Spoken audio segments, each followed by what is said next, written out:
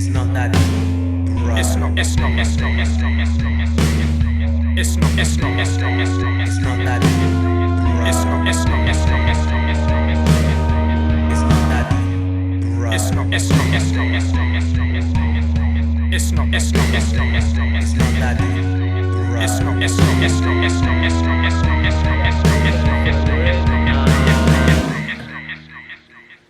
It's not that deep. It's not that deep, bro. It's not that deep. What episode is it? Episode 4. Episode 4. Okay. It's not that deep. Episode 4. And here we are. Here we are, bro. It's not that deep. Thank you to Voz, who has Thank set you. up the lighting and sound Appreciate it, bro. today. No worries, guys. Much appreciated. And here we are, episode 4. Episode 4. Wow. We've got a Is brand... that it's weird. Go on, what's It's weird? It's just like, we're on a roll. This is 4th episode. It feels good, you know? I Let's feel get like... the next one. we're You know what I crank- mean? Let's just keep going. Well, let's do this one, Martin. I think that's a good True. idea. I mean, we need to do this one first, but... So, this is It's Not That Deep, Bro, a podcast where me and my friend Martin here, my name is Oland, we watch a film together and then we discuss our thoughts on that film. Martin comes from a place of... Martin watches films for pure enjoyment. Mm-hmm. He just watches them. You lead a hard 9 to 5, don't you, Martin? That's right. And you love a good film to decompress from that. That's right, yeah. Whereas I like to completely pick films apart to the point where it's not funny anymore and it's not really a film anymore. That's right. It's just a book in your head. Yeah, so There's a different information. there's a middle ground to be met between our methods, I feel, and that is why we are here. That's right. Today we are looking at the classic film, The Truman Show, 1997, featuring Jim Carrey. The Truman Show. Wow. Oh, What a film. I'm trying to think of the director. This is really amateur. I should know the director, Martin. You should. I didn't look it up. You didn't look so, it up. You're not no. going to help me here. No, I can't. The director will be listed in the description. Me and Martin just watched it together at my house, literally not an hour ago. So we are even. fresh. Pure fresh. So what did you think, Martin? Well, it was just, I mean, the beginning is, it's just like a normal day. But then you start seeing cameras where... Whoa, let's back it up a bit. Okay. The film starts and we're introduced to the main character, Truman Burbank. Truman Burbank. And- Even in the description it says, Truman Burbank plays himself. And you're made aware at the beginning that Truman is part of a television show. Yeah. To what extent his life is scripted, you do not know at the beginning of the film. So I'll let you carry on, Martin, with where you were. So yeah, it's just tons and tons of different camera angles. And at first you think, oh well, this is just it's a film about a guy just living his life. Typical suburban life. He's got that's the right. white picket fence. He's got, he mows his lawn. That's right. Says What's good his- morning to his neighbors all the time. And how does he do that? Every time. And he ends it with, and if I don't see you, good afternoon, good evening, and good night. And then they all laugh like a sitcom. Yeah, it is very sitcom-esque, very typical. It's very nuclear family, 1950s. Bit of a Fallout vibe. That's right. Pre-bomb Pre-fall- drop. yeah. Yeah. So... And you're just waiting for that bomb to drop. You know that's what you're waiting for. Well, it's quite early on in the film. One of the first things that happens is Truman is getting in his car to go to work, Yeah. and a light falls out the sky. That's right. A professional studio. Which at first you kind of like when you started, you're like, what is that? Like a UFO, or is it like a Well, you're wondering. yeah, you keep wondering what this is. And at first I'm completely confused, and then obviously as you go on you find out what that actually is. And it wasn't until like halfway through the film that I realized Really? what that was. Yeah, like even like looking at it, I was still like, wow, I'm a bit. That doesn't look that looks like a pod. Even Yeah. even though I think it said something. It, Like, it, they it manufactured had like the branding of Yeah. the light. And I was like, nah, I don't know what that is. It's interesting because I'm coming at it. I think this was my second or third viewing. I watched it for the first time a long time ago, like when I was probably 15, 16 sort of thing. Yeah. And going in this time, obviously I knew. I think it does say at the beginning that he's part of a television show, and it like you are made aware, sort of. But it's interesting that you didn't even like know what that light was, because that you were in Truman's shoes in that position. That's right. Yeah. And that very much summarizes the first third of the film. Really, you are with Truman. You're seeing what his bread and butter is, his day to day, and therefore, through knowing what his life is, you can empathize with him. When things happen later. That's right. Yeah, like just, and then it's like you're almost thinking, shit, is my life scripted? Haha, well, Am I the star of the show? And then you kind of come back to reality. You're like, nah, it can't be true. Well, maybe by the end of this podcast, there's gonna be cameras everywhere. That is a very big theme of this film. It's not so much about everything being filmed and your whole life's a show. It's more about noticing repetitive patterns in your life, as Truman does. Yeah. And obviously, the film is framed in such a way, his life is a television show, so it's very obvious. As the film goes on, and the first bit of the film, we're introduced to Truman's everyday life. He has a wife, he has a job, he works in insurance. He's always dreamed of going to Fiji. And Fiji is kind of the scapegoat that the production crew of the television show use. So if anyone dies, if anyone disappears, they go to Fiji. So for all extensive purposes, Fiji is heaven. Yeah, bang on. It's Truman's heaven to an extent. And he's kind of craving. He is craving to break out of the constraints that he's living his life within, and it manifests in the form of Fiji for him, because that is what he's been told. So after that little bit's over, and you're like, oh, this is Truman's life, and everything around him is completely scripted. Well, Truman himself starts to wonder: is this true? What, like, is my life just a big lie? Yeah, and what is my life leading to? And where can I go? Yeah, basically, yeah. Where can he go with his life? And any attempt to break out of the bubble is combated by the whole production crew getting in his way. In the film, it's said that the amount of people that work on the Truman Show is equivalent to the population of a small country. Yeah. So that gives you an idea of how many people are working on this show. There's thousands and thousands of people. You quickly find out that the show is the biggest show in the world. The whole wide world as well. Everyone's watching. Everyone knows Truman. But no one doing anything about it. Because you quickly find out that he was adopted.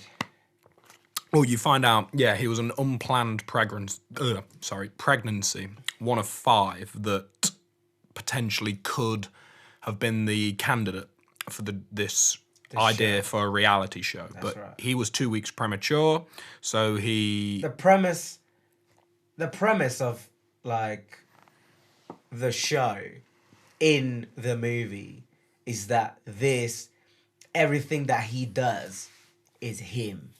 Like, nothing scripted. There's nothing that he doesn't know about anything. Yeah, which makes his actions and the way that he responds to things very real. And that's what Very makes it so tangible for the viewer. But then everyone else is also an actor. They all have their own lives as well out there. They're hired actors, the people in Truman's world. Everyone down, his mother down to his wife, everything. And Everything. a big... It's a big shock because then that means that you're truly alone. Like he finds out like he's truly alone. Except for that. Go on. Go on, except for who? Except for that first like sort of love that he actually catches on. Yeah, so there's a few traumatic experiences in Truman's life that has led him to be feeling the frustration that he's feeling at this point in his life. And one of them is the loss of his father. Now, this, from a production side of things, was written into the show by the show's creators, as everything is. But Truman, he lost his dad at sea in a boating accident, and his dad drowns. Or that's what he thinks. And that has given Truman the reason that was done was to make Truman scared of water. Therefore, he would never try to escape the island that he lives on. Never. So you've got that. And then there have been numerous people that have... The idea is that the show is filmed in a large dome sort of thing that resides just behind the Hollywood sign. And people have actively broken into the dome and tried to make Truman aware that he's on a television show. That's right, yeah. And one of these people is a girl that Truman goes up to at a young age. I think it's like university, isn't it? Yeah. That's the vibe. She was an actor in the show, and then she kind of fell in love with Truman. She quickly explains to him, not that he's on a show, but just that he asks her on a date, and then she says, if we do this, we have to do this now. Yeah. We have to go right now. Right now. Oh, it'll never happen. And she goes, and they run to the beach and have a little smooch. That's right. And then she quickly realizes that a car's driving towards them on the beach, and she very quickly says to Truman, all of this is fake. It's all for you. It's all put together. It's all, yeah. I feel like she could have just been like, this is a television show. Yeah, I feel like, there's more ways of her telling him that it's not real than, oh, it's not real. But at the same time, I empathise with her position, because imagine if that was the biggest television show of all time and you were like in it, number one, because you'd be panicking just because you were on television. Yeah. And then you were planning on ruining it by telling the lead star, like, if he knows he's on television, the show's over. Yeah. So she might have been like doubting her decision, like, do I tell him, do I not? Because she's an But like, you're already, you know that for a fact they've scripted everything that he does, right? And not that he does, but like what everyone else does, right? Yeah. So when something goes not to script, you know that you're gonna get fired. Like if you're in a movie set and your director says to you, "Oh, well, go stand in that place and jump 5 times," but instead of jumping, you roll 5 times. Well, that's like saying you've been hired to paint a fence and instead you mowed the lawn. Like exactly. So you're gonna get a fine. Yeah, definitely. So you might as well, if you're gonna tell him, you just say it straight. This is a television show. You're the main star.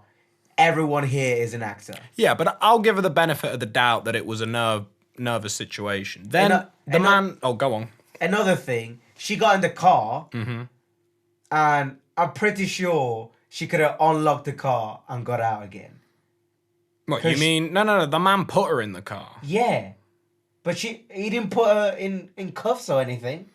But I think at that point, like, think about later in the film when they're looking for Truman, how many people were looking for him. Everyone. We only saw, like, her, Truman, and then the man that comes and breaks the situation up. That's You right. know behind those sand dunes that there's the whole production team's there. That's right. So she probably knew she was, like, captured at that point. Either way, he would have definitely, if she would have made a bigger thing about it, like a bigger scene, and they would have to come over, he would have then figured something more out instead of going however many years, maybe 10 years. Very true. Yeah, I mean, that is...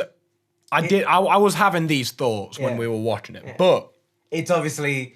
It's like Inception, but in a film. Because, like, she's playing a character that's trying to tell the main actor that it's a TV show. But he doesn't know. But he doesn't know, but he's playing a character. It's a little complicated. Yeah, the whole film is a little bit twister. like that because there's two realities going on. And that's right. There's three realities. Because go on. There's Jim Carrey playing Truman. Right? Oh yeah, you mean then there's our reality as well. Yeah, there's that, and then there's Truman Burbank's reality, and then the outside world's seeing Truman through TV. Yeah. Thinking it's a TV show. And I feel like when you watch a film, you want to empathize with the main character. And knowing that it's a television show, it creates this weird dynamic in your head because you want to... I think when you watch a film, you normally place yourself in the shoes of the protagonist. Sort of I thing. get you pretty much make the characters, the main characters, sort of like people you'd be like, oh yeah, I'll be friends with that guy. That I've read a very interesting article about how the brain recognizes characters in televisions and films as friends. Yeah. Straight as that. That's why you can binge watch a television show for months on end because you wouldn't say no to being with your friends for months on end, sort of thing. Exactly, well, if you're the type of person to binge watch television, you're the type of person to probably be able to hang out with someone for 3 months straight. That's right. Yeah. Neither of them are healthy situations, sort of. No, of course. But like, well, I mean, hanging out with someone for 3 months straight, it's just the same as but you're having a wife or like. Yeah, it is. girlfriend. But you're meant to have some sort of eternal love for your wife. I feel like if I was with me and you were together for 3 months, we wouldn't mind not seeing each other for a week after. No, oh yeah, but like that's still true with. Yeah, I guess it. With your wife and stuff. Like you're gonna, if you marry that person, you're gonna be with them for however many years. So it's gonna be like every day you'll be living together, and some days, sometimes you'll want to go on holiday with your friends, and your girlfriend or wife can stay at home. And she'll be like, nah, that's fine. You go out with your friends. You get what I'm saying? And then you have that sort of freedom there. Like, like now I'm not with that person. I can do stuff that I wouldn't be able to do if I was with that person. But maybe you should... Not like in a way of like, I'll go talk to other girls and kiss other girls or blah, blah, blah. But I'm saying like... You just mean like you can fart.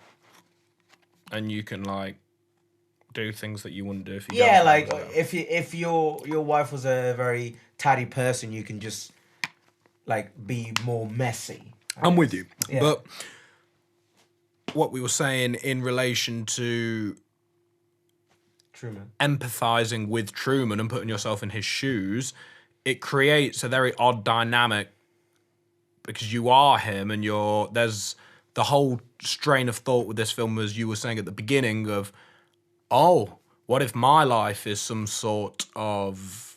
what if I'm stuck in a loop, a web of repetitive patterns? Yeah. And it makes you question it on that side. But then the other interesting point that I think the outside view of Truman's life, is the creator of the show. That's right, yeah. And his morals and his reasoning for making the show and the decisions that he makes, because it's quite an immoral thing, really, to have full control over someone's life in that way. Yeah, like just like proper controlling every single step of his life. Like when he was trying to go to Fiji. no, not Fiji, when he was like, oh, how's Atlanta? Or Oh, yeah, so this is about where we got to describing the plot, actually. So just the pinnacle of Truman kind of realizing that this world is fabricated is this lovely sequence that plays out. And so basically, whenever he tries to make a break for it and run from this reality that's being set up from him, the whole thing goes into meltdown, and the whole mission for all the crew members is keep Truman on the island, sort of thing. So keep him there. Preposter- No one's allowed. Even like when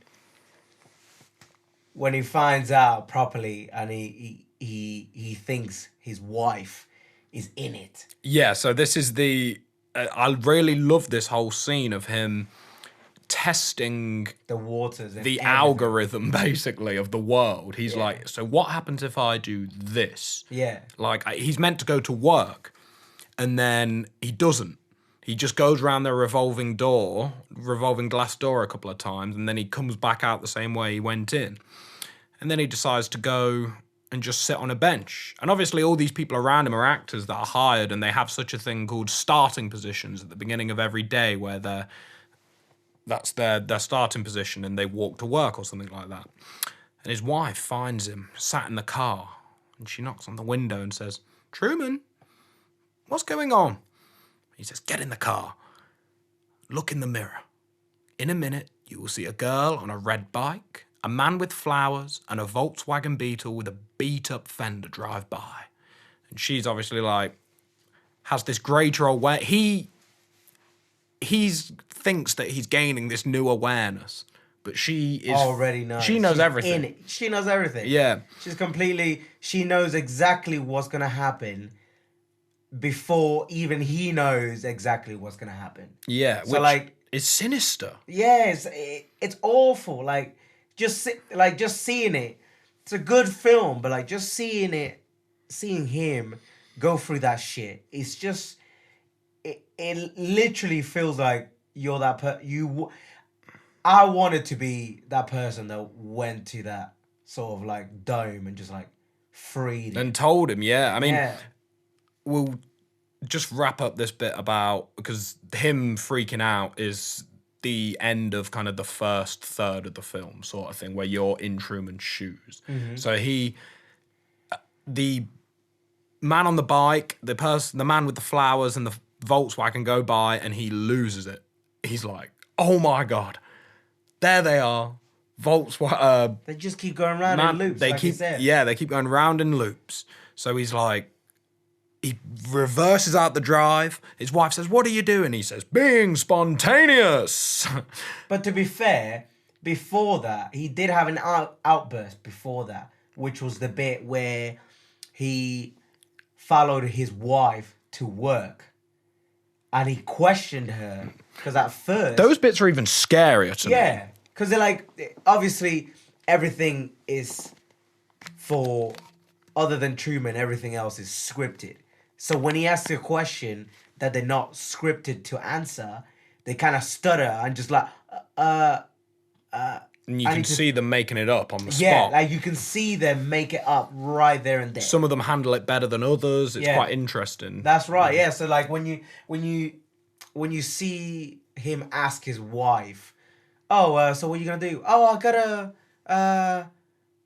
because you know that he's never asked his wife what she does for a living. So when he asks her that, it's more, I think he knows she's a nurse, but it's more kind of, "What did you do at work today?" Yeah. And she'll have some sort of stock sentence that she probably says every night, but he's very specific. He asks her, like, Yeah. "What are you doing right now?" Like, "What are you doing?"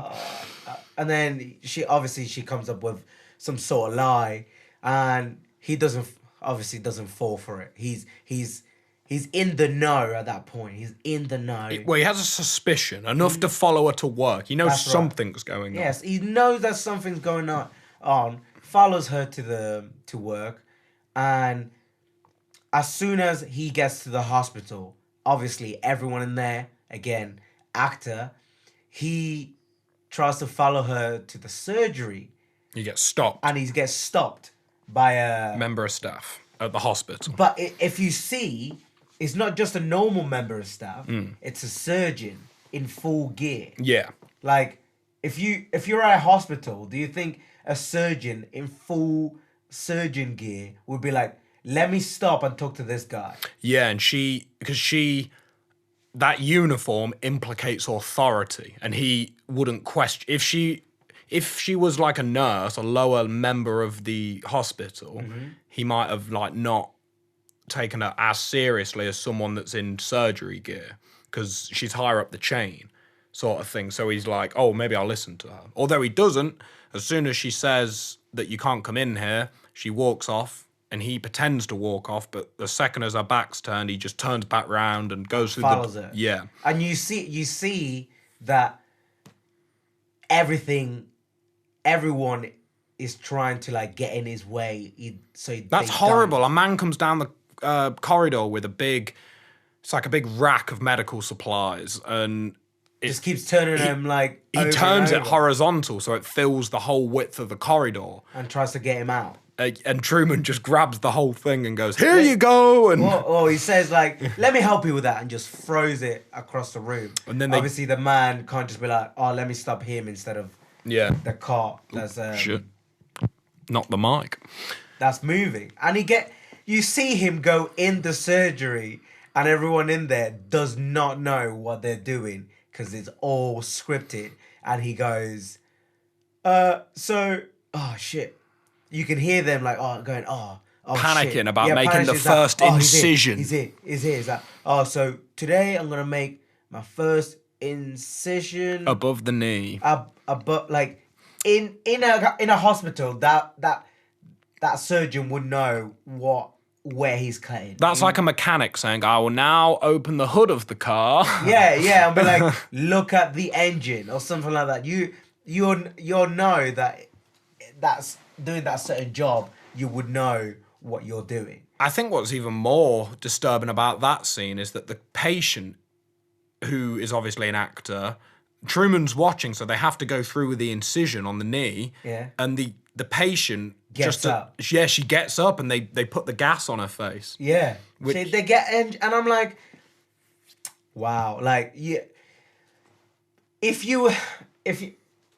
if I was thinking of doing stuff like that, I would have it so it's like it looks like a leg, but it's not actually a leg. Well, yeah, but you have to bear in mind that they had to set that because they don't know what Truman's going to do at any minute, sort of thing. So they have to set situations up like that. Yeah. Like once he's on the way to the hospital, they can anticipate. They can set that up. Mm-hmm. They'll be like, we'll set. Which they did, because you can see that. Very quickly. There's another instance where he tries to go through an elevator door that he never normally goes through at work, and he just catches it.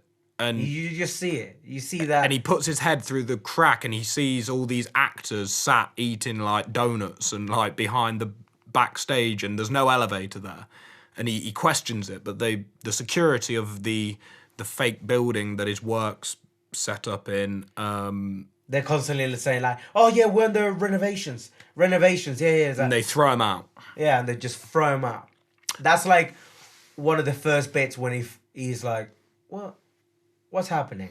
And there's all this, I love the beautiful, there's some montages in that film of Truman, really, he's just wandering around the street, like looking at everything, like going, oh, you know what I mean? Because he's questioning it all. And he's like, what? But is this real? It's wonderful, like that questioning of everything. He's seeing the world in a whole new light, sort of thing.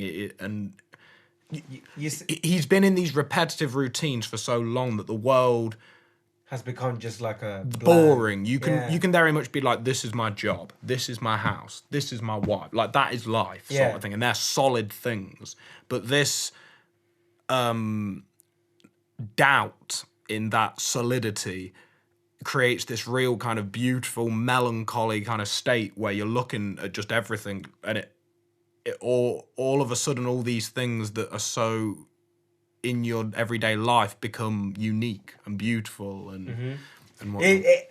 And going back to that point where he goes in the car and goes crazy. He literally comes back to the point where his He's in the car. He literally drives up, talks to his wife and says, well, his wife comes in first and says, oh, is this about Fiji? Why don't you save up for a few months and then go? Which is the implication that then can be written into the script, and that can be a future episode where they'll simulate some sort of Fiji situation, like. But Truman's like, no, we're going now. Yeah, we're going now. Like the first point when he first went on that date with that actor that told him that it's a show.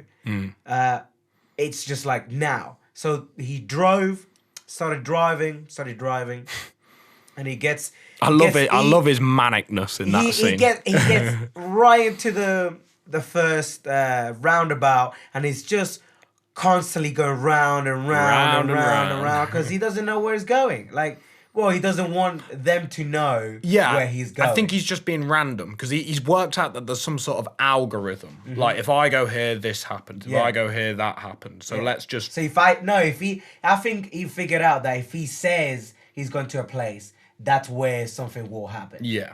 So then he thinks, oh, well, why don't we go this way? And he goes, then loads of cars just start piling up, and apparently they block his traffic. way. Yeah. Yeah, there's traffic. So he's like, I've lost now. I guess I'll just go. We'll go home. I was being silly. That's it. Yeah, we'll go home. Goes back to the roundabout, and he's like, nope, change my mind. Starts going round and round again. Goes down the same street. No cars. No cars. Nothing. What a surprise. What a surprise. Starts driving. He drives more. Gets to a bridge. Now, that's where his fear of water comes in. He physically cannot drive over the bridge because he can't drive over the bridge. Previous to this, he's actually tried to take a boat somewhere on his own near the beginning of the film. Not even that, actually. He gets given a job at work. To go to Harbour Island. Yeah, to go to Harbour Island. So that it's so sinister, the idea of they'll test his fear. Like, they'll give him something to just check that he's still scared of water, sort of thing. And that's he is. Right. He and can't get on the boat. He sees a boat. Like, it's so well scripted when he knows that there's a boat next to the little shore that he's going that has sunk. And he just remembers that awful moment of his dad dying. Yeah, of his dad dying. And I feel like that's when they first start like showing you his past. And then you figure out later on that when they show his past is they're showing it to the real audience, which is outside the dome. Yeah. And you're like, oh, that's awful. Why would he do that? So he carries... At the end, he closes his eyes and he says to his wife, take the wheel, and he just slams his foot on the accelerator and closes his eyes. So he isn't physically driving over the water. He is simply powering the car going forward, and she's driving. Yeah.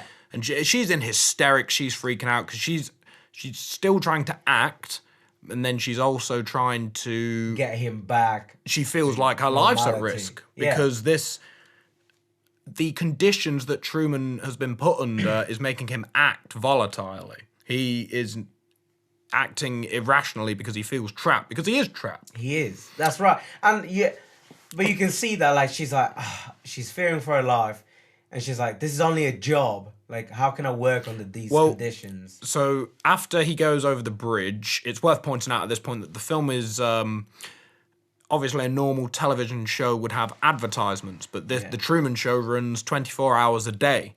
So to get the advertisements in there and to make it's quite important to take into account that the Truman Show itself, the show inside the film, not the film, the Truman Show, is a massive money maker. Yeah. It's like the biggest show in the world. And they tell you, like, everything, you can buy everything that you see on the Truman Show. Absolutely everything. There's from his toothbrush to his clothes, his house, all of it. To everything, to his car, is all in a catalogue that the Truman catalog. Yeah, the Truman catalog. And you can even see, like, parts of the film where his wife's like, oh, True. This is the Makoko. It's got no sugars and you Full know of what? product placement. It's like a QVC exactly. advertisement That's placed right. into real life. And she'll be like, Truman, I got you a 3-in-1 potato peeler made by Easy Peel. Yeah, and Truman's like, cool. Like, You see that, and then when she mentions the cocoa, the obviously the hot chocolate, he's like, "Who are you talking well, to? What?" we'll just, because this happens directly, this will be a nice segue into the second third of the film. That's so right, yeah. after the bridge, they drive over the bridge, and he's basically getting barraged at this point by the production team with risks to get him back into Sea Haven, is the name of the little village where he lives. And there's a wall of fire, big sign that says forest fires. Then there's a nuclear meltdown at the local nuclear power plant. But you can see that in the film, they literally have a wall of fire, and he's just there like, you know what? If it's not true, then obviously this won't kill me. So I'm just gonna go straight through it. Obviously, if you're a normal person, you would just stop and you're like, I ain't gonna go through that. Yeah, but because he's so like irrational at the minute, because he's like trapped, like he is. Well, I don't even think it's he has a faith. Yeah, He has a faith yeah. that something's going on, and that propels him through these seemingly dangerous situations. But obviously, we know as well that they're not like dangerous. No, of course not. No. So 'Cause obviously he's the moneymaker. They yeah, need to that's keep him right. alive. Like if he dies or if anything happens to him, that's the show over. There's nothing else. They can't be like, oh, replacement actor. No, because it's not how it works. Right? So this whole episode that Truman has is the way that it's amalgamated into the narrative of Truman's life from his perspective is they tell him he's having a nervous breakdown. They tell him that he's crazy, that it's kind of been programmed into Truman's mind from a young age that he's got a wild imagination, and he has a best friend that he's had since school, and he kind of Marlon. he's like the ultimate handler of Truman, really. At any desperate time when Truman's on the edge, they send Marlon in with a pack of beer, basically. That's for, like, right, yeah, the best every friend time. chat. And to kind of patch up this situation to make sure that Truman doesn't try and escape in that manner again, Marlon walks in. You were just about to say, actually, that his wife... He gets taken home. He runs into the forest after the nuclear blast, the fake nuclear blast, and all these people in hazmat suits basically capture him. That's actually a really horrible scene. Yeah, but like even then, like they're all got cameras and just like pointing it at his I don't know if you've noticed, they've also got like... this might be a little bit out there, but I think that scene had kind of links to... It felt very similar to like an abduction or some sort of like... they're all in foreign gear. Mm-hmm. And they've got... Some of them have like... It sounds dumb, but like ray guns in their hands or like things... It looks... Another thing about that scene is when they first drive up to it, the policeman comes up to his window. He's like, oh, sorry, there's a meltdown. We're getting everyone out. And then Truman goes, oh, thank you for your hard work. And then the policeman completely Fucks it all up. Because he goes, oh, yeah, no problem, Truman. And then that's when he's like, boom, all of this shit. is fake. All of this is fake. He gets out the car, starts driving into the forest, starts running into the forest. And you at first you're like, when you hear that, you're like, if he didn't say that, he might have gone back. But Potentially, then he did yeah. say it. And So it's just like he realized there's that. How does he know my name when I've never told him? they all chase him in these hazmat suits with these weird... When I think about it, That's what I thought the cameras were like that shit that looked like ray guns. It's like the camera. so it probably was a camera, but I'm trying to think, if they're trying to use psychological techniques to scare Truman, having people in hazmat suits with equipment that looks scientific would be a great deterrent.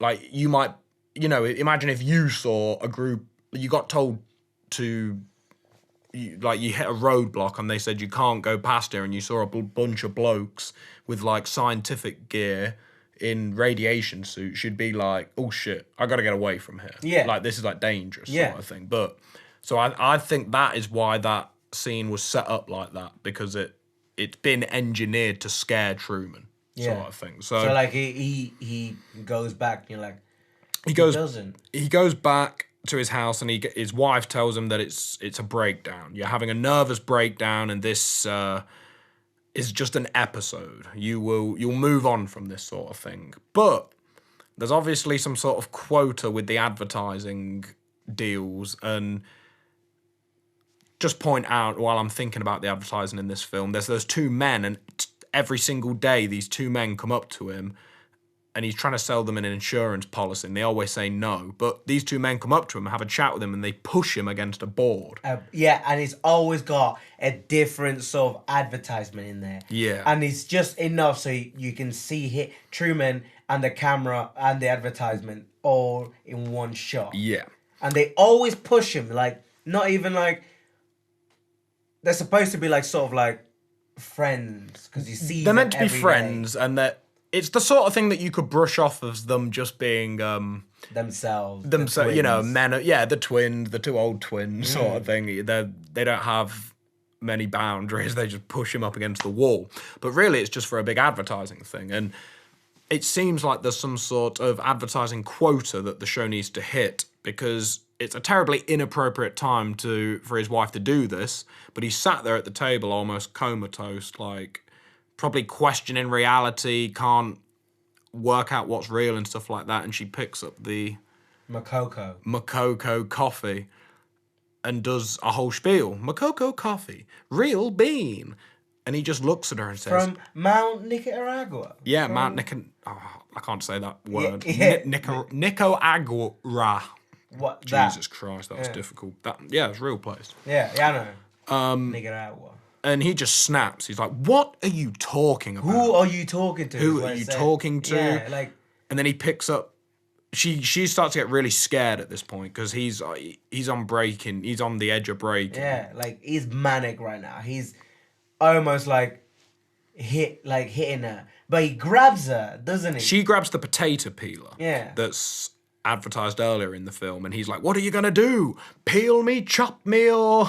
Yeah. And then he obviously grabs it off of her and holds it to her neck. Yeah, and then puts it to her neck. But he only holds it against her neck because the door's like being knocked, sort of thing. Yeah. The door's being knocked, and he's like, because he kind of knows that someone's going to come for him at this point. If this is all rigged, the person at the door is going to be a negative presence. Mm-hmm. But it's not. Well, it's Marlon. Yeah, it's Marlon. So you know the big caretaker of fucking so he Truman. And you know that even then, like, when he first grabs her and then grabs her by the neck when the door's being knocked, she goes, "Do something!" Like, oh yeah, that's true. She shouts, "Do something" as well. But he's like, "Who did you say that to?" Yeah, like, who? Like, he's there then thinking, like, what's happening? Who are you talking to? Like, why are you saying that? So Marlon, even though Truman doesn't see Marlon as a risk at this point, Marlon is the biggest risk, really. The biggest, yeah. The closest one to him. Yeah. And Marlon takes him to a bridge. No, but before that. Oh, go on. Before that, you see that he comes in with the pack of beer, like he always does. Yeah. And his wife just goes up to him and he's like, "Oh, thank God you're here. How do you expect me to work under these conditions?" Exactly. He just blurts that out, and Truman doesn't. He catches everything else, but that's the only thing that he doesn't, like, sort of see. Well, I think you know what I mean. Like, if he heard that, he would have been like. Well, he at that point has his head in his hands, and because his best friend has just seen him basically abusing his wife. To him, that's how Truman sees that situation. he's ashamed, sort of thing. So he's probably not. She can do no wrong at this point because he's literally just been trying to kill her, sort of thing. So it doesn't really matter what she's saying to him. But then comes a masterstroke from the makers of the show to patch all this up and to make sure that this episode doesn't carry on. They bring back Truman's dad. They do, yeah. Because at first, one thing that happened early in the show with Truman's dad is that he actually parachuted from the top of the dome and broke into it because he wanted to be back in the set. And then he became a homeless man, and his dad, because obviously he's still an actor, goes up to him and starts talking to him. Now, the directors behind everything, they think it's a plot to tell him that he's on television. He's on television, but it's not. It's just the actor wants to be back doing this job in the spotlight. Yeah. So then, as soon as that happens, you see like two actors that are completely different lifestyles just take this man and put him on a bus, and you see Truman like hitting the bus. Everyone stop the bus, because you see somebody getting abducted, and no one's doing anything. At first you're like, well, where's the fucking police? Why is nothing happening? And as soon as the bus leaves and it's out of sight, everyone just goes back to normal. Nothing. It's like nothing ever happened. But Truman is like, why is no one doing anything? Yeah, so Truman, speaking of Marlon, his best friend who comes through with the beer every time to console him after one of these episodes and tell him that man, it's all just crazy and life gets hard, and he talks him round in a certain way. But you see a couple of these chats that him and Marlon have throughout the film, and every single time there's a few recurring topics that come up, one of them being Truman wanting to get away from it all, man. Which Go is to Fiji. Which is something, including myself, I've heard that from a lot of different people, and I think it myself all that sometimes you just want to get away from it all. Yeah. Sort of thing. And I think sometimes you don't even want to tell anyone. You just want to get away. Yeah, you just want to get away, and that is quite a touching moment between Marlon and Truman because he means that. Truman does, sort of thing. And it's sick because Marlon, entertains it every time. He's like, oh, yeah? Where are you going to go? Sort of thing. And he's like, Fiji. And Marlon knows that is horse shit and he's never going to Fiji. Of course, yeah. And then you just see... him telling him, it's like, I've been friends with you since I was age 7. And we copied each other's test results. Yeah, and if you were right, I was right. If you were wrong, I was wrong. But once you see that moment, you hear the director telling Marlon what to say. So at that moment, you're like, shit, this guy is a piece of shit. Well, we're very close to nearing. In my eyes, there's 3 phases to this film. The first third of the film, you are in Truman's shoes. You empathize with Truman. You see his bread and butter and what his life is, and therefore that makes him discovering the fakeness of it all so much more intriguing and rewarding. But then, after the dad gets reintroduced, as Martin says, we're introduced to the creator of the show, whose name I'm forgetting. Gustav. That's it. Gustav is the maker of the show, and Martin just referred to him as a piece of shit, which is very interesting because... It's valid, because it's an incredible... I was more saying Marlon, because even though he's an actor, and even though everyone else in that... He's probably the best actor out of all of them. Yeah, in that whole dome is an actor, and they're trying to play play a role, that's still a shitty thing to do. Well, the to a wife person. and the wife, you actually and hear... the mother, like everything. Yeah, you actually hear the Gustav saying... So, after that whole episode and the dad's reintroduced, for the first time you see outside of the dome and you see how much of an impact the Truman Show has, and you see lots of different kinds of people around the world watching the Truman Show, from two old grandmas sat on the sofa and they've got Truman cushions and Truman curtains and Truman wallpaper. You see guys in a load of people in a bar in New York sat watching it. You see two policemen watching it. You see a Chinese, Japanese, Asian family watching it. It's a worldwide phenomenon. There's a very funny guy in the bath as well, and who seems to watch this show exclusively in his bath. That's right, yeah, like only in his bath. He stays there for about 2 days at least. Yeah, and you see how much people love the show. And it's kind of like a documentary on the Truman Show is what it cuts to, really, isn't it? And you see an interview with... the creator. Gustav, the creator. And I think this is a very interesting element of the show because you start to question the morals of this man, and his argument is that Truman was an unwanted baby, and he has given Truman a life that he would not have been able to live otherwise. A very privileged life, really. Everything's... compared to what the world would have given him if he was an orphan. Potentially, yeah. So he does have that leg to stand on.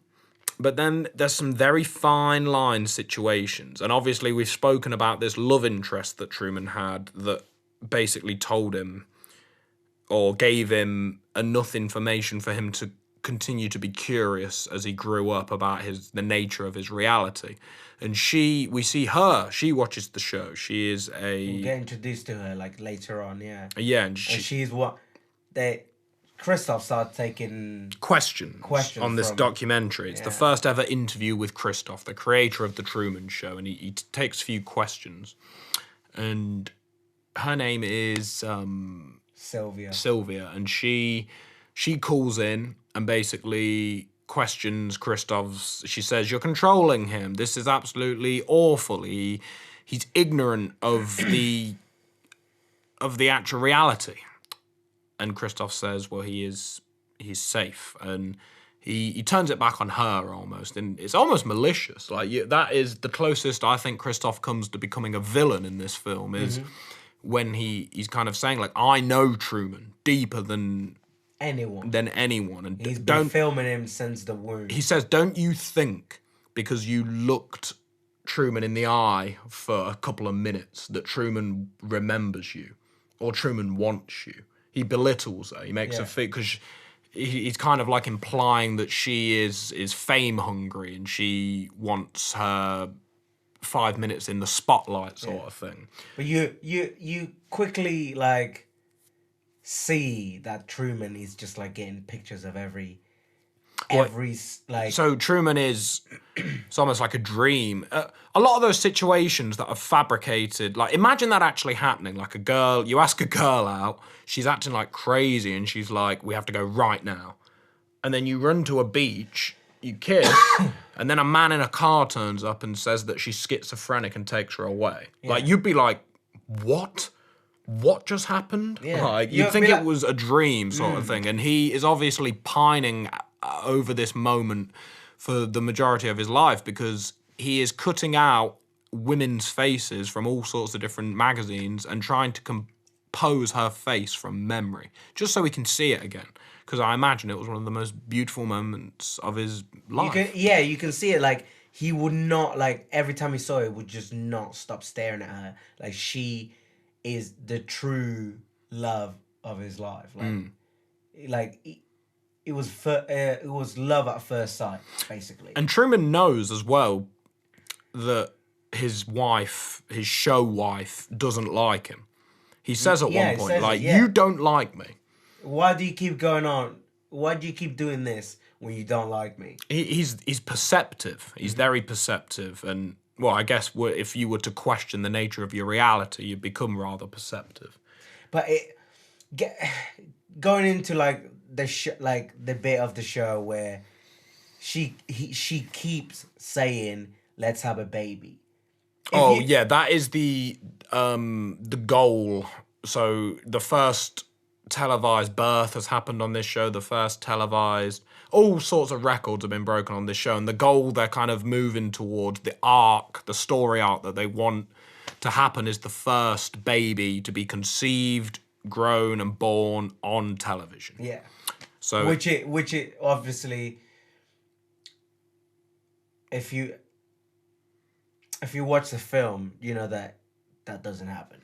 Well, it's being pushed because it's good for money, it's good for branding, it's a very emotional moment. It would be an incredible thing for everybody to watch, sort of thing. And going to Fiji and all this shit that Truman's talking about does not fit into that mold. So he tries to book a flight at one point to Fiji, and they set up this like not real estate, what am I on about?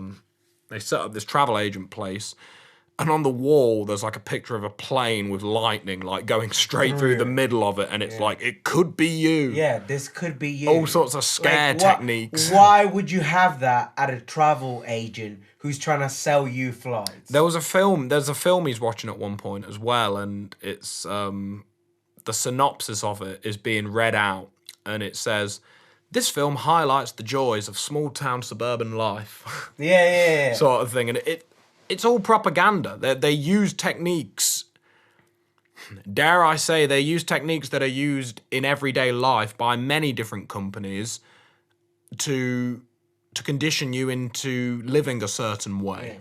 Sort of thing. Even the radio, when because he's always cheery when he's in his car, and he always talks to his radio because he's thinking, he thinks nothing of it. But everything he says is being repeated back. Well, it's like he's having a conversation with the radio, basically. But he doesn't think that that's happening. But the actor that's saying the radio, like, he knows. Being the pronouncer, that he knows what he's saying, so he like answers accordingly. And at the beginning, when that light falls from the sky, he gets in the car the next day, and he's thinking about it. And on the radio, it says, "A plane was shedding parts last night." Yeah. And he's like, "But to take your mind off the scary thought of flying, here's some nice music." Yeah.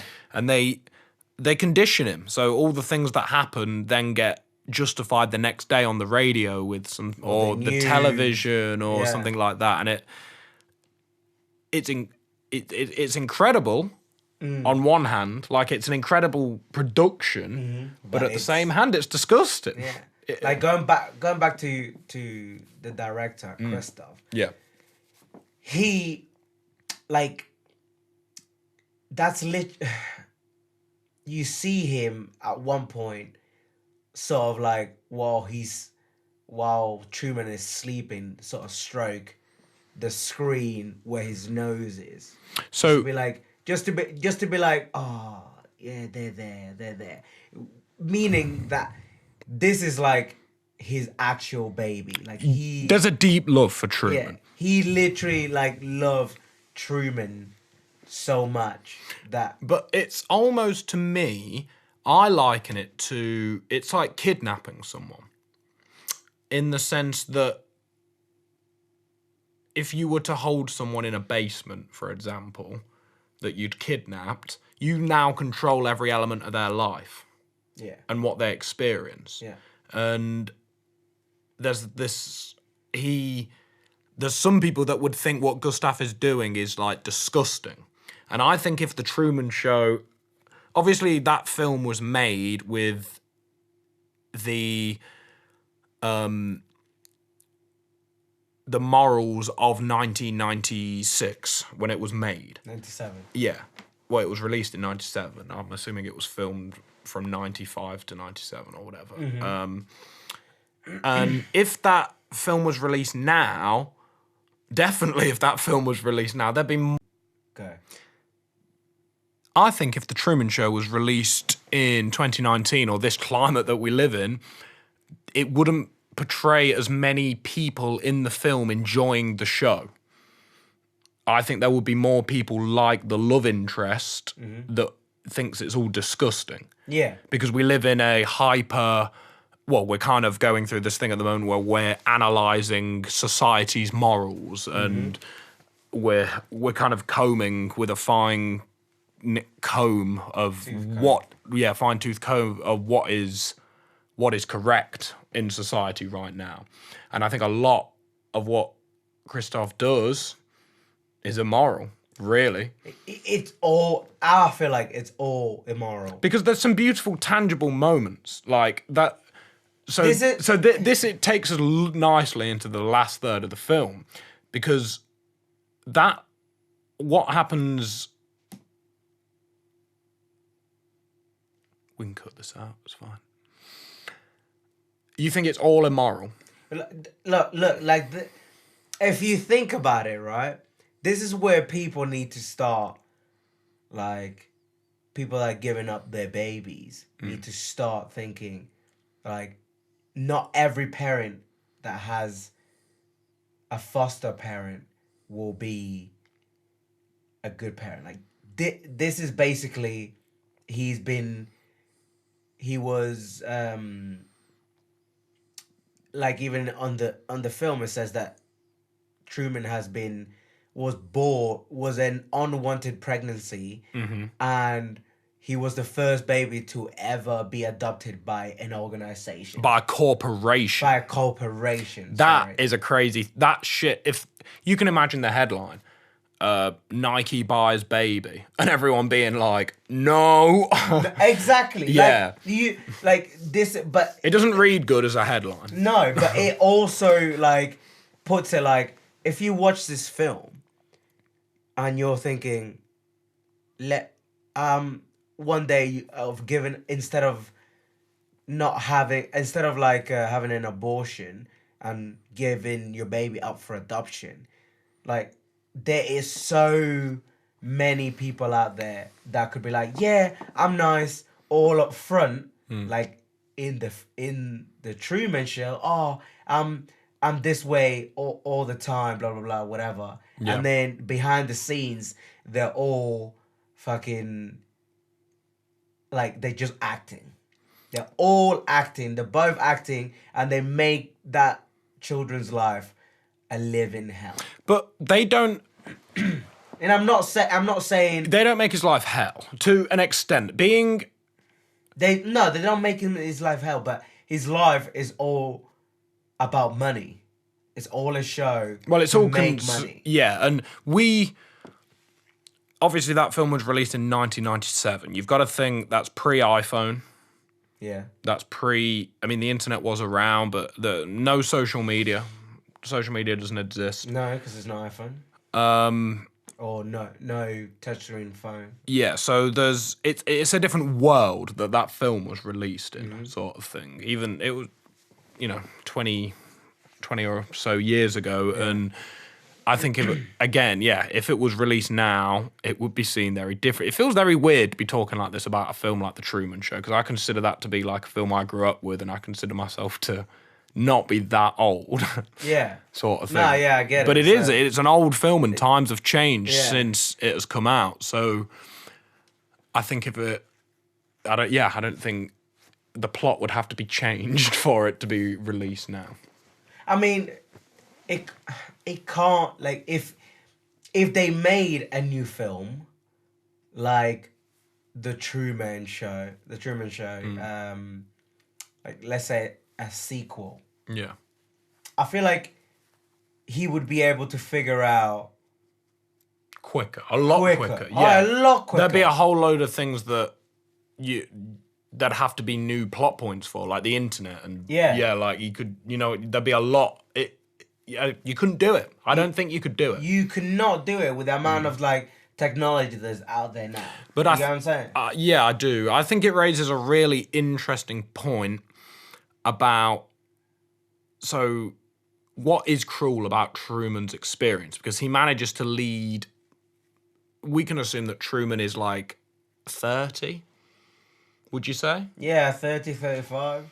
Yeah, I would say, maybe he's thinking about kids, so like 30 to 35 sort of thing. So he's managed to live up until 30 relatively happy. True. It's only at age 30 that, because there's a lot for him to discover, sort of thing, in the world, until it starts to fall apart until he can start to see the bigger picture. the bigger picture that it's all created. But like having being stuck in a one place, like you constantly if you wanna go and explore the world, you can't because they won't let you. He doesn't know though. At the start, he doesn't know. There's a point when he realizes his world is a prison. There's a wall, and Yeah. we'll get to that. Yeah. But that's what makes this film kind of scarily real, is that you can live. Not that life is a prison, but I think the message of this film would be that you are in control of your destiny. Mm-hmm. And all it takes is realizing that you're in control. Yeah. You can do anything. Anything, yeah. You could you could change every element of your life tomorrow if you had the will to. And that's the thing. Truman is he's swept up in the repetitive kind of cycles of life. And it's only when there's no need to question his reality. He's never had a reason to question his reality. Till that moment.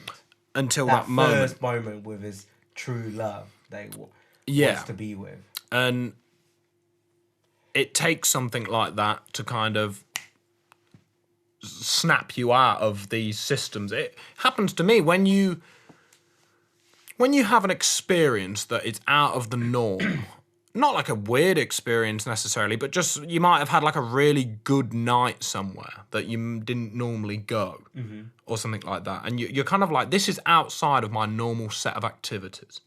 And outside of your normality. Yeah, and it raises up, it makes you realise that everything's fluid like that. What is normality? Normality is just a set of things that I do all the time, and a set of places that I go all the time, and a set of people that I see all the time. Set of meal that you have all the time. Exactly. It's all shit that you can change. It becomes quite difficult to change because you're like, oh, well, after work I go home, and then when I go home I do this, and like it just makes sense. But it seems to make sense. Yeah. Until you have a reason to question it.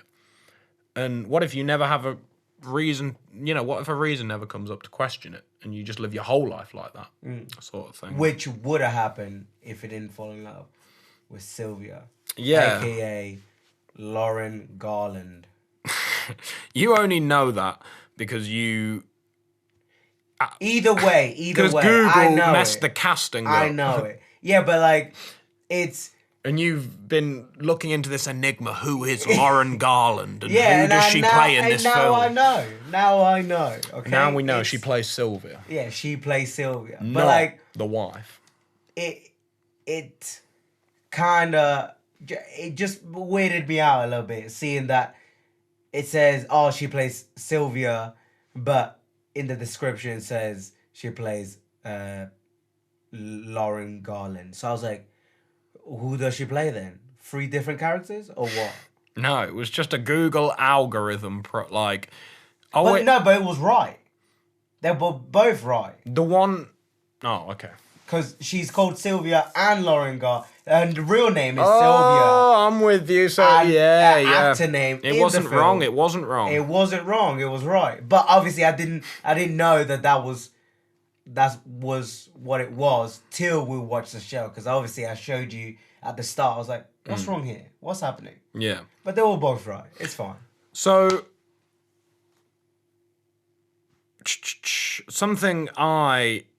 another like big takeaway from this is that I think this film is a good indication that humans are not meant to live in a repetitive cycle. No. And it actively causes questions. Craziness for all those words that are slapped on Truman, like nervous breakdown. You've got a wild imagination. He gets told that he has a lot of different problems with himself, sort of thing, to keep his mind in check, sort of thing. And in real life, the people that have vivid imaginations and that are kind of out there with their thinking are also called crazy. sort of thing, like a lot. Yeah. So like, imagine if that wasn't the case. That like, they're not really being crazy. It's just they're seeing their own life in a different way. Well, imagine a large amount of people that are all in that cycle of doing the repetitive things. And then you've got like a small percentage of people that are in their imagination and they're talking for all extensive purposes to the people that are in the, I'm going to call it the 9 to 5 cycle. It has no value. It's not adding anything to their cycle, like this creative talk, this imagination talk. It doesn't... They need to wake up tomorrow for work because they need to earn money because they've got rent and a mortgage and probably a baby and a car and finance and a fucking Apple Watch coming next week and all sorts of shit. And they don't want to hear it. No.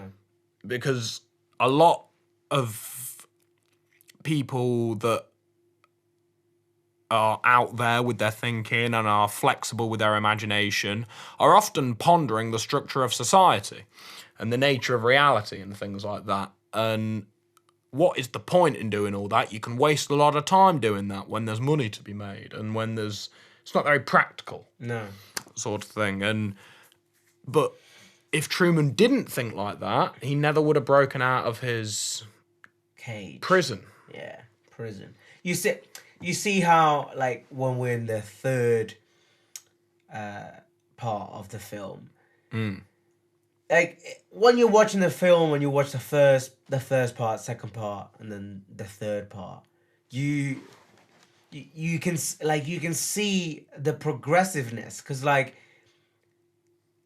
when you're just before the third part starts, you can sort of see Truman going back to normality. But is it really normality, or is that just a decoy to keep them happy? Well, he almost lives in a bit of a sunken dream for a second. He tolerates it. He's aware of the algorithm, of the systems in his life. That's right, and he kind of knows. So he's like, how can I trick him? How do I trick them so they don't find me, they don't see me? So he makes up this recording of him snoring. Yeah, and he locks himself in a cupboard. He makes it look like he's sleeping. He goes down to his basement, and after this whole breakdown episode, his life's gone back to some sort of normality, and they've got rid of his wife, who obviously broke down due to the stress of having to be with Truman, and she's left the show, and they've introduced a new love interest, and Vivian. And at some point he goes downstairs to his basement under the guise of tidying up, and then he appears to take a nap, and that he's a couple of hours into a nap, and Gustav, the director of the show, questions it. He says, "What's he doing? Get me a close-up on his face." And they can't seem to get a close-up. It doesn't... He's angled it in such a way that you can't see his face. Mm-hmm. So they send Marlon over with a case of beer to smooth things over. Constant Marlon, the one and only friend that he ever has. So Marlon turns up, and it becomes very apparent all of a sudden, as the quilt is ripped off, that Truman is not under there. There is a tape recorder with the snoring noise coming out of it, a large snowman, amongst other things. And then he opens up a closet to find that Truman locked himself in there and dug up directly into his front lawn and ran. Truman is now missing. Which kind of brings the whole thing full circle, because you've lived the first half of the film in the shoes of Truman, the second half of the film kind of in the shoes of Gustav? Gustav, yeah. I keep on going to say Gustav, and it comes out as Gustav. Gustav. It's like some weird hybrid. Gustav, so it becomes this big hunt where you don't actually know where Truman is for a second. And I actually think the last third of the film is the most touching part of the whole film, because it transpires after sending the whole production team all over the place, all over Sea Haven to try and find Truman. They realise that they're not checking the oceans, which seem completely out of bounds because that is obviously Truman's number one fear. But they raise the sun, and lo and behold, there is Truman out in the ocean. No one can get to him because no one can drive a boat because they're all actors. Yeah. So it really is just Truman on the salty seas at this point. And what that means is that it's really just Truman and Gustav at this point. Mm-hmm. Gustav has control of the environment. Truman has control of his destiny. Mm-hmm. And dare I say it, it's just man and God, really. For all extensive purposes, Gustav is Truman's God. That's right, yeah. He controls every element. He is in Fiji. He's in Fiji right now. He is. And you can see how, like... I should point out, he's really in the moon. All of this is ran from the moon. Gustav's base is inside the moon, and he has his control center in there where he can see all the cameras and... Not the actual moon, but a man-made moon that inside the dome. Inside the dome. Yeah. So it's not actually the moon. And Truman has escaped on a boat. I'll point out the boat was called the Santa Maria. And the Santa Maria was one of 3 boats that Christopher Columbus manned to America for the first time. Is it? Yeah, so finding new ground. Yeah, so he's literally going out there to find something new. You can sort of see like his excitement. He's like, oh, I knew it all. I knew what happened. And he's just like, I'm coming. He looks so at peace. Yeah, or kind of excited. Yeah, he's so excited. He's like, finally, I get to leave this place and never come back. And obviously, at this point, Gustav is like, we need to get him back at any cost. I think it's really interesting seeing Gustav's emotions in this bit because it's messing with his duality. Yeah, because it's his baby. Yeah, he's been his baby his like entire career. There's a good line. So in the bit where they lose Truman, it's the first time in 10,000 days that the Truman Show has... 10,909 days. I hope that is the correct number, and I hope someone calls you up on it if it's not. It is the right number. Yeah, it goes off, and there's a point when some network executive is saying to Gustav, you have to get this back online. We're having sponsors call up and they're going to pull out. And Gustav says, why?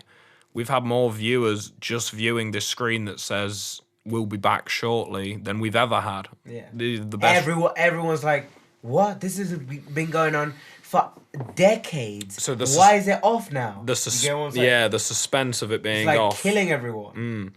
And when they turn it back on, they are met with Truman's smiling face and they see that he's on this boat. And there must be so many different emotions going through Gustav's head at this point because he has to bear so many things in mind, the ratings and the future of the show.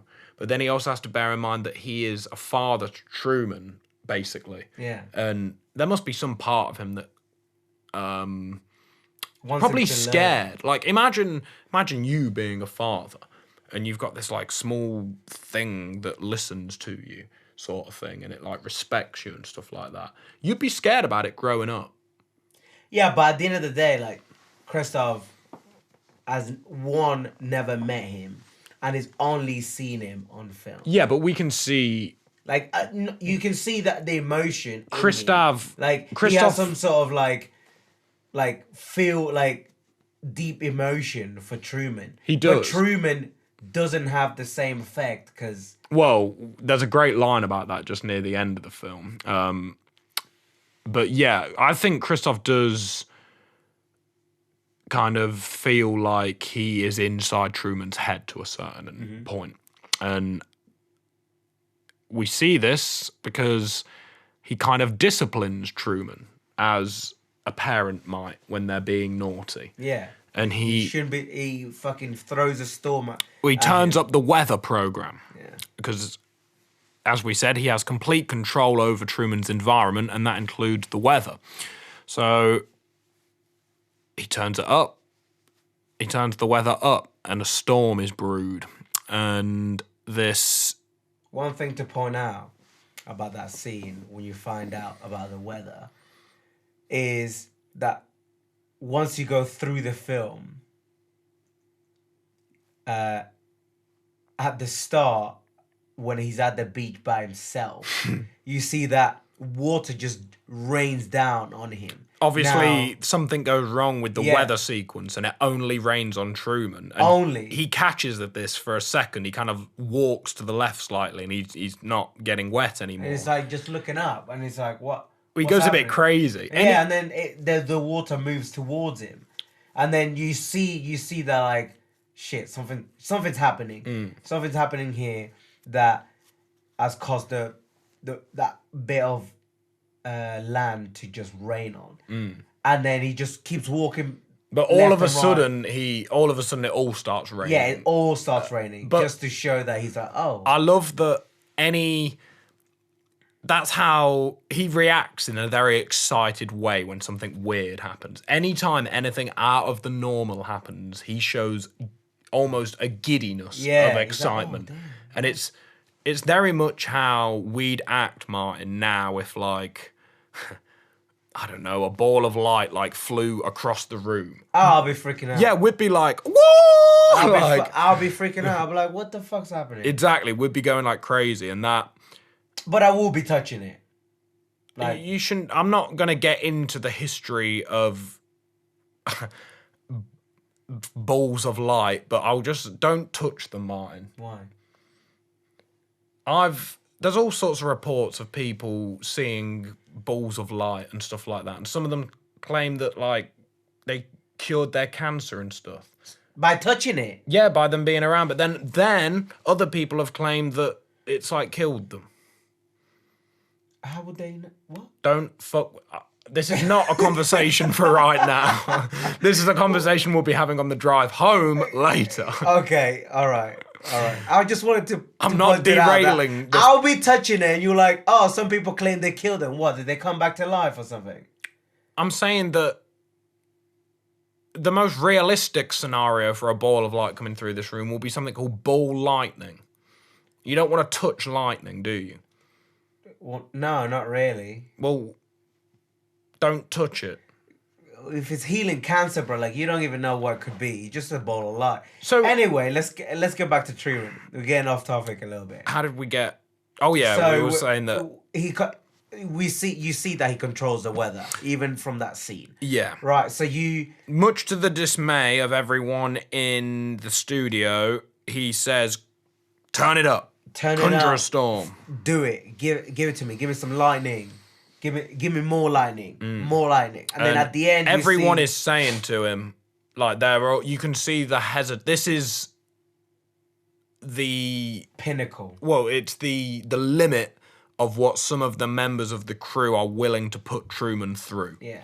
And they are starting to see the immoral side of this. So only at this point. Yeah, which is like... You can actually tell that dude... There's one... 30 years afterwards, you're like, what the... Well, I know the actor's name, I think, is Paul Giamatti, but the one with the beard? Yeah, the assistant. Yeah. He comes off as this in every film, but he does it in this film. He comes across as rather stressed and pissed off. And I imagine... Yeah, he does that in a lot. He does it in every single film. A lot of films. Maybe he was cast for this exact reason, because I imagine he's the middleman between the rest of the crew and Gustav. I'm calling this episode Gustav now. Gustav. Yeah, he's like the middleman between Gustav and the crew, and you can see that that's taken a toll on him emotionally, especially when this storm's being brewed, because he actually backs out. He won't do it at one point. Yeah, he won't put it to full. Because the whole storm is like getting to a point where Truman comes off the boat, but then swims back onto the boat. But then there's one point where they can make waves to sort of... Big tidal wave. And Yeah, the whole thing culminates really with a big tidal wave. Yeah. So like when Gustav actually says, hit him with a wave, this character's like, no, I won't do it. That's like him saying that's the last straw. I'll do anything but not do that because it could kill him. And even one of the big, even higher than the director says, we can't kill a man on national television. And his response is, he was born on national television. Yeah, he was. He was born in front of a live audience. Yeah. Why not? Well, that's all he says. Yeah, just to... He kind of like insinuating he can die in front of a live audience. It wouldn't be the end of the world. Yeah, if he did. Because you know that if that carried on and he didn't question any of it, he would have died in front of a live audience. But it's almost like a father kind of testing his child. Yeah. He's like, you think you're ready for this? You think you're ready for the real world? Well, try some of this. Yeah. And then just like waves. Yeah. You see him like sort of... you see him underwater. It seems all is lost for a second. Yeah, but you think at first you're like, oh shit, is this gonna be the end of the film? And then you sort of like, you see that, he comes back on the boat. Then the waves hit and you're like, oh, this is it, done. And then after the third hit, Gustav is sort of like, that's enough. Turn it off. Yeah, turn it off. That's enough. If he survives this, he can survive anything. And you can see that Truman is actually defying Gustav's expectations of him by at this saying point. like, is that all you got? Because at the beginning, when he first turns the storm on, one of the members of the crew questions him and he says, he'll get scared. He said, don't worry, Truman will get scared. Yeah. So it like... Truman is constantly defying Gustav's expectations at this point. Because he's thinking he's going to get scared, but then he doesn't. He thinks like little boy, Truman. Because I think it's very telling of like the relationship between a parent and a child. This last the last third of the film. Because it's very...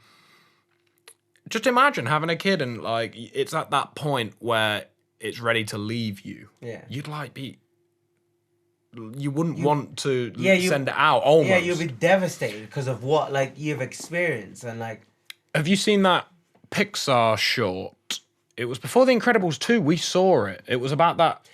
Oh, the little dumpling dude. the little dumpling where she's like... She loves it so much that she accidentally eats it. Yeah, because she wants to keep that sort of like... connection with her child, yeah. But then you actually see the actual child come back and talk to her. Because it's really that... It's before The Incredibles 2, if you don't know. I think it's called Pho, Pho, the short. I might be wrong about that. That might be a Taiwanese restaurant in Leicester. There is a Taiwanese restaurant. Or Vietnamese. Pho. It might... Bo. I know why it's called bo as well, because those little dumplings are called bo. They're made of like a thing called bo in Japanese food. They are. I'm right. B-A-O. I'm sure. B-A-O? Yeah. Or I'm probably pronouncing it wrong. Yeah. But the little dumpling boy is in her head. The little dumpling boy is in her head. And then you at the end, you see the reality that they get along as a family, but it's only in the mother's kind of emotions that she wishes to have her son back, sort of thing. Yeah, she wishes to have a little dumpling back. I think you see in the last third of this film that same dynamic between Gustav and Truman. And he's almost like... He almost finds Truman's want to leave the show disrespectful. And it's almost the same thing as like, oh, you want to move out? Like, you want to leave this house? Try and do better, sort of thing. Yeah. It's like, there you go, I ain't going to help you. I'm not... Try the harsh realities of the world. So What happens after the storm is Truman kind of comes to. Yeah, he's really like He's beaten by these 3 waves that hit him hard. he's at the end of his wick. He's kind of on the edge of consciousness, But sort he's of thing. still going on. He's like, I'm gonna get out. And I'm all gonna throughout get that, out. he's shouting at Gustav as well, who doesn't quite know exists just yet. Yeah. He's fairly sure. He just knows that there's someone pulling the strings, and he's just saying, And he's shouting, "Come on, give me more!" yeah, like if you want to get me off this boat, you're gonna have to kill me. There's a bit where he's like, "What do we do with a drunken sailor? What do we do with a drunken sailor?" Like he's Yeah, singing. yeah. Like he's like so happy. He's like, oh, Well, he's like manic. Like he's like, lost it. yeah, he's giving it his all. Yeah, So and you see that happening, and you see that after all that wave happens and all that storm settles, he's finally like put the sail back up. The wind is moving him, and he hits the wall. he hits the wall. He hits the wall of the dome. I have no idea. I'm going to use a bit of boating terminology that I think applies here, but it's going to be wrong. The stern of the boat hits the wall. It's not going to be the stern. It won't be the stern. But I know stern is a boat terminology, so I'm going to roll with it. The stern of the boat hits the wall. And when I say the wall, I mean a sky blue painted wall that emulates miles of clouds. And the boat goes straight through it. And this is Truman's first... I love the terminology of like it breaking through the wall, because in if you were to do the shamanic brew ayahuasca, DMT, they call that breaking through. Like when you detach from your ego, you have broken through into the truth. Yeah. And this film really is just one man's hunt for the truth. Yeah. Sort of thing. Like he wants to know what is going on. Why is his life so important compared to everyone else's? Yeah, and the truth is just what he wants of everything. He just wants the truth, and that breaking through moment is confirmation of... You see it in his face. It's like it's almost relief. He's like, I knew it. Yeah. I was right. Yeah. There was something going on. There was I knew something it. going on. And then you see him punching, like... He punches the wall. He's trying to break through it. He's trying to break through it, and then he finally gets off the boat. He looks to his right. He looks to his right, and he sees a path. A beautiful staircase. Yeah, blue path leading up leading up to the staircase, and then he goes up the staircase and sees the door that says exit. And it's like, oh fuck, there's an exit to this. That's it. Like, I'm here. I'm guessing like that when he saw that, he felt relief, but he also felt fear. Very, very scared. He's like, there's an exit, but where am I going? You know that wall exists, you know. I've seen that wall. The Great Wall of China. No, the large blue wall we were talking about 2 minutes ago, not the Great Wall of China. Yeah, they do say the Great Wall of China in it. That big blue wall, yeah, I've seen that in real life. Where? It's at Universal Studios in America. Really? And it's massive. And it's got water all in front of it. And it's still there. They use it for all sorts of different... I think it was used in the Pirates of the Caribbean films for some of the sea bits and stuff like that. But it's... That's good to know. Yeah. But yeah, you see that he sees exit. He sees... He's relieved and scared all at the same time. It's a lot of emotion. Yeah. And it's emotional. And then you see that... And for the... You see Truman's... you see Gustav trying one last trick. Well, this is the first time Gustav and Truman speak to one another. Yeah. And I will point out that you get that beautiful shot of Truman looking at the sky Like he's talking to God. And it's like he's talking to God. Right. And Gustav is talking to him, and basically, I'm just not going to acknowledge it anymore. Gustav! Jesus Christ. Why do you have to put an A? It's an O, Gustav. It's just the pressure of being on microphone. It's like, I've always hated exams, Martin. And this is a form of exam.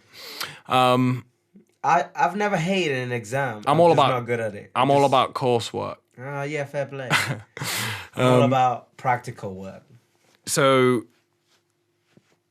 Christoph speaks to him and says, basically, you can't leave is basically the point of what he's saying. He's trying to. He says, I know you, Truman. And Truman says, quite importantly to him, you've never been in my head. Yeah. You've never put a camera in my head. Yeah, you've never put a camera in my head. And that is quite telling how all the people that are watching Truman might feel like they know Truman, but they've never been in his head. They don't know him. They know what's been shown to them. Yeah. Through TV, media, and all that sort of shit. And that creates a very interesting kind of comment on how we digest our media, because I know for a fact that it relates to what we were talking to earlier about how the brain processes television and film characters as friends. We've never met these people. And I know I do it on Instagram and social media. I have people that I've never met, but I just like the aesthetic or the image that they are portraying online. And you fool yourself into thinking you know them. And then all of a sudden you find that you've got this social media full of all these people you don't know. You don't know them. And you've just created versions of them in your head. Yeah. It's bonkers. And then... It's just the same as like when I play games. You meet a lot of people online to play with. And you may be playing with these people for like years. And they be telling you about your life, and you've been telling them about your life. And at the end of the day, you don't really know them because you've not really met them and had a proper good connection other than online. You've just seen a glimmer. Yeah, that you can just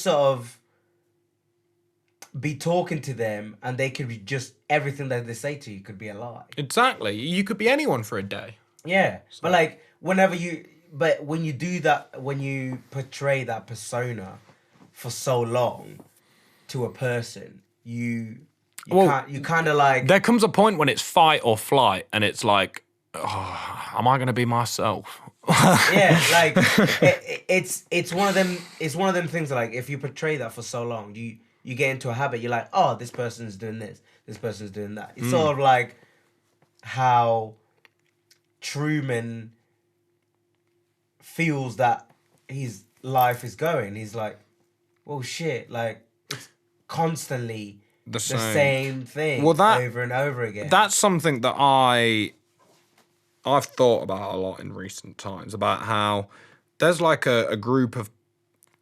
What is your life? Like, your life, I said this earlier, is a selection of places you go, a selection of people you see, and a selection of actions that you do. And some of those you do every single day. And if all of a sudden you decided to just do like the direct opposite of all that shit, it becomes incredibly difficult because all the people in your life know you for one thing. Yeah. Sort of thing. And unless you kind of do it all at once in some sort of grandiose way, you can't do that. You can't like change everything all at once about your life. So it has to be in steps. You do it in stages, and it leaves people kind of being like, what's he doing? Yeah. And that skepticism from the people around you can actually stop you doing changing. Yeah. And then you're just stuck. You just yeah. Yeah, and I can very much... And that is probably something that can be chalked up to like self-doubt or something within oneself. No, it's not the people's fault that you surround yourself with. Because the people that you surround yourself with are people that, if you did something different, they're intrigued and they want to know. Well, some of them are intrigued. Some of them are like, I haven't known you to be that person, and I've only liked you because you've been that person. But now that you're changing, it's sort of putting me at the difficult situation. You're now a question mark. Yeah, to because you're not like, am I your friend or am I not your friend? Do you get what I'm saying? Very much so. Or am I like, am I gonna be a part of your life when you do change, or not? Do you get what I'm saying? Because we've been going through the same situation, same sort of actions, and same sort of places all the time. That now that you're changing up all the time, are you still gonna be a person the same person as before? Like, and if you're not gonna be that same person that you were before, then was all that a lie? Yeah, sort of thing. It raises questions like that, and that's what the person that is looking at you change thinks. And I'm like, unless you ask me, how can you know anything? Like and generally, if you're going to think that, then I think you're not changing yourself. No, because everyone should change all the time. Really, Yeah. you want to flow like water. Really, like every day you want to try and get better. Yeah, sort of trying thing. to get down the river or into the ocean. Like, that's one of the things I like about like Truman, that just gets to you. That little ending bit where he's talking to Gustav, and he's just staring at this open door. You see the back of his blackness. head for ages, don't you? Yeah, you just see this door of blackness, and Gustav is just going on, and he's like, I've given you a better life than what out there will ever do for you. Yeah. I've made your world, basically, is what he's trying to say. Like, I've made your world for you to live in peacefully. And he says something that is very true. Maybe not particularly moral, but he says, out there in the real world, the same lies that you have found in my world exist. Yeah. The same darkness, the same, but you're not protected from it, whereas I can protect you from it in here, which there again ties into that kind of parent idea that I was saying. But you know that, like, you see Truman, and he's just there, like, staring at this exit, like the black emptiness of that exit, and all of a sudden he just turns around, almost to the camera. Yeah, very much to the camera. Yeah, it's the last thing he'll ever say to the camera. And it just goes on like a normal day. Well, if I don't see ya, good afternoon, good evening, good night. And then he walks in. But then you see a scene of his one true love, Sylvia, running out of her apartment. Because she knows. She knows that he's gonna get out.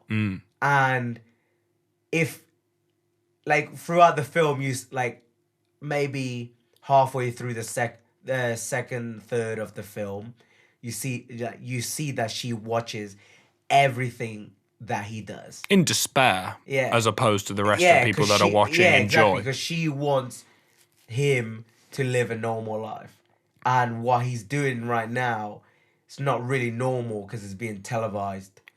Well, it's being controlled. That is, it's the control element that is immoral. That there's an ignorance. Truman is ignorant to the control that has been placed on his life. And in closing, I think that this film raises important questions about, number one, the nature of your own reality and your ability to control your destiny and achieve your dreams. What's stopping you from doing that? It raises great questions about how we consume media and how we idolize things that come to us via screens. That's what I'll say. Television, movies, your phone, your laptop, and the characters that exist out there in the hyperspace, you know. Until you've met them face to face, I wouldn't really have too much to say about any of these people, like artists and stuff like that, and you've not met them. Like there's one thing that I've just thought about, and obviously it may sound weird, but it was a 24-hour show for however many years till he actually left. And thinking about it, like, did they record every single aspect of it? Showering, in the toilet, sex. He was meant to be in his late 20s, if you count 10,000 Days. In his late 20s? Yeah. Either way. Which is a great time to be having these feelings of, because you've been in the working world for a few years and you've experienced real life, the repetitive cycle of it, and then you start to have the questions. So I think the bigger questions about... You and I get it, but like, you see that it's a 24-hour service for however many years it was. Obviously, it was 10,909 days. Which is, about 28, 27 years. Okay. So then at that point, you start thinking, well, if he was recording every single aspect of his life, why didn't they show, Well, I think you do. When they're talking about the first ever pregnancy, the first ever birth, he says we're still aiming for the first ever live televised conception. And obviously conception is sex, the point the baby was made. So, yeah, they were planning to show all that. But so he didn't have it. He didn't He might have had sex with girls previous. I'm assuming he consummated his marriage. you know, exactly. Stuff like that. Yeah. But so then I think back to shows like Big Brother. They show all the sex and stuff. Yeah. And you can watch them sleeping. Like, it will be on Channel 4. Well, this was when I used to watch Big Brother. The Friday night, like, disqualifications and stuff like that would be on Channel 4. And then if you wanted to, you could tune into E4 at 2 in the morning and watch them sleep if you felt so inclined. Yeah, of course. Yeah, of course. But that's they know. They all know. Oh, yeah, they know they're in the house and everything. Yeah, they all know they're in the house. Truman doesn't know anything. No, right? which is weird. Like, that is a violation of all of that. Yeah, like that literally would what did they show in them, like, if he hasn't had sex since then? Gustav seemed to me to be quite, judging by his hat and glasses, I would say he's quite a tasteful director and quite an artistic man. And I would like to think that they would not be... It wouldn't be like the sort of videos you watch after dark, Martin, put it like that. I think it'd be What? I think it'd be a well put together scene. Don't put me in there. I think it would be a well put together scene. Don't put me in there. We know what we saw earlier, all right? Don't put me in there. Right. Well, let's just move away from these exactly. blue topics. And my last point is I think this film shows us a great kind of dialogue and commentary on the role of a creator. You are aware of the story of Frankenstein. Yeah. About like a man who makes something and then all of a sudden it's alive and you have to take responsibility. And for those of you who don't know, Frankenstein was the scientist. In the name of the doctor. The name of the doctor. Well done, Martin. Not the monster. And, you know, obviously Truman is Gustav's Frankenstein to a certain extent. Yeah. And I won't get too deep into this, but I like reading all sorts of different religious texts. And, you know, you read the Old Testament, like, God's not like a great dude. Like, from our point of view, like, he's like flooding everywhere, and God in the Old Testament... He only did it once. No, false. I swear he only did it once. False. There are floods, there are famines, there is all sorts of shit going on in the Old Testament. There's numerous floods in the Bible. All right. I did not know that. Yeah, but what I'm saying is that God just seems to kind of come down in those books and tell humans off when they've cocked up. So basically, we're God's Truman. It's no coincidence, Martin, that Truman rhymes with human. That's all I'll say. I'm going to end it on that note. Anyway, guys, it's been us, me and Jack Emil Oland and Martin DeVerge. The pan. The pan. Little splashback. Oh. You know me. Follow us on Instagram, Yeah, we got Facebook. I just started doing this week a new kind of little art project I'll be dropping every Monday called Big News, where it's me kind of taking on the news events of the previous week. We film these podcasts once a week, so by now this will be This is episode 4. I'm not sure what we're up to next, but it will be the week after this one comes out. Brazil. Potentially Brazil by Terry Gilliam. Me and Martin will be working on the 3rd installment of the Living the Dream trilogy, Waking Up, which will be out in September. Check out our website. MIPLTD.org. That's where everything that we're doing is going to be released. That's the platform. That's the same as our YouTube name, MIPLTD. Yeah, that's what you're looking for on YouTube and our Instagram page. If you want to keep up with what we're doing, that's where you will be able to find the information. And potentially hit Martin DeVerge up on his Instagram account. Spelled DeVerge for the people. Spelled DUVERGE. Fantastic. And I am Jack Emil Oland, MIP, and that would be OLUND for Oland. Give us a follow, genuinely, if you're interested in anything we've been saying tonight. We'd love to hear back from you. Hopefully by next episode, we're going to be doing a free t-shirt giveaway. So get excited for that if you like fresh, stylish clothes for the up-and-coming human. For the up-and-coming Truman. Woo! It's not that deep. It's not that deep, bro. It literally ended as we said that.